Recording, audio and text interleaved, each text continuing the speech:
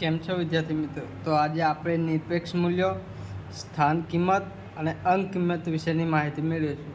જેની અંદર નિરપેક્ષ મૂલ્ય એટલે કોઈપણ સંખ્યાનો પ્રકારને ધ્યાનમાં લીધા વિના સંખ્યાના આંકડાકીય મૂલ્યને નિરપેક્ષ મૂલ્ય કહેવાય. એટલે કે આપણે કોઈપણ સંખ્યા આપી હોય, એ ભલે માઇનસમાં હોય કે પ્લસમાં હોય, એને આપણે ધ્યાનમાં લીધા વગર, પ્લસ માઇનસને ધ્યાનમાં લીધા વગર આપણે તે જે સંખ્યા લખીએ એને આપણે નિરપેક્ષ મૂલ્ય કહેવાય. દાખલા તરીકે અહીંયા +6 આપ્યા છે. 6નું નિરપેક્ષ મૂલ્ય કેટલું? +6નું નિરપેક્ષ મૂલ્ય 6 થશે. એવી જ રીતે અહીંયા -4નું નિરપેક્ષ મૂલ્ય 4 થશે. હવે આપણે સ્થાન કિંમત.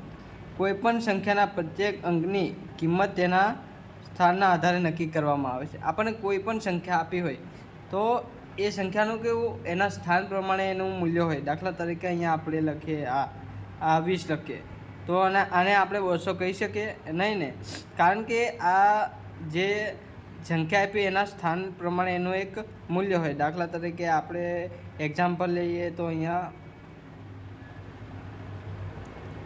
આ એક્ઝામ લઈએ તો પહેલું સ્થાનને આપણે એકમ કહીશું, એકમ. બીજા સ્થાને દશક, ત્રીજાને 100 અને પાંચમાને 1000.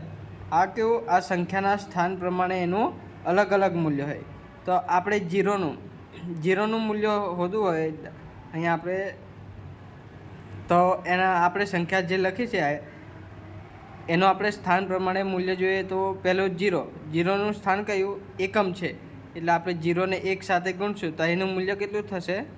0 થશે. એવી રીતે અહીંયા જે બીજા નંબર પર આવે છે દશકનું સ્થાન. દશકના સ્થાન પર અહીંયા કિંમત કેટલી? 5 છે. તો એનું આપણે મૂલ્ય શોધવું હોય તો 5ને આપણે દશક એટલે 10 વડે ગુણશું તો આ જે 5નું મૂલ્ય કેટલું થશે? 50. એવી જ રીતે અહીંયા ત્રીજા નંબર પર છે 4. એનું મૂલ્ય આપણે શોધવું હોય સ્થાન પ્રમાણે તો 4 કયા સ્થાન પર આવ્યું છે? 100માં સ્થાન પર. એટલે એને આપણે 100 વડે ગુણશું તો એનું મૂલ્ય કેટલું? 400 થશે. એવી જ રીતે અહીંયા બીજા 4 છે તો એનું સ્થાન ક્યાં છે? 1000માં સ્થાન પર છે. તો એને 4 ગુણ્યા 1000 સાથે આપણે ગુણશું તો એનું મૂલ્ય કેટલું થશે? કેટલા? 4000. અહીંયા 4 અને અહીંયા 4 સરખા છે, પરંતુ એના સ્થાનની અંદર એમનું જે સ્થાન કેવું છે અલગ હોવાથી એમના જે મૂલ્ય બદલાઈ જાય છે. દાખલા તરીકે અહીંયા ત્રીજા નંબર પર જે 100માં સ્થાન પર આવેલા 4નું મૂલ્ય કેટલું? 400. અને ચોથા નંબર એટલે કે 1000માં સ્થાન પર આવેલા 4નું મૂલ્ય કેટલું? 4000. એવી રીતે કોઈ પણ સંખ્યા હોય એના સ્થાન પ્રમાણેનું એક અલગ મૂલ્ય હોય.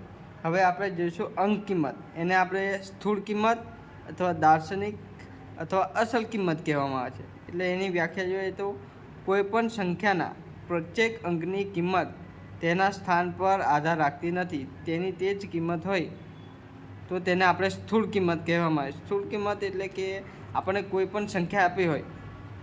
એક્ઝામ્પલ લઈએ, જે આપણે ઉપરનું લીધું એ જ લઈએ 4450. તો સ્થૂળ કિંમત એટલે કેવી? આ જે ગમે તે આપણે સંખ્યા લખી હોય એના સ્થાન પ્રમાણે એ સંખ્યાનું મૂલ્ય ન હોય તો એને આપણે સ્થૂળ કિંમત કહીએ. દાખલા તરીકે અહીંયા 0 છે તો 0 આવે, અહીંયા 5 છે તો 5, અહીંયા 4 છે તો 4 અને અહીંયા 4 છે તો 4. આ જે સંખ્યા હોય કોઈ પણ એના સ્થાન પ્રમાણે એનું મૂલ્ય ન હોય તો એટલે ટૂંકમાં આપણે ગમે તે સંખ્યાનું તે જ મૂલ્ય હોય તો એને એ સંખ્યાને કેવી? સ્થૂળ કિંમત કહેવામાં આવે છે.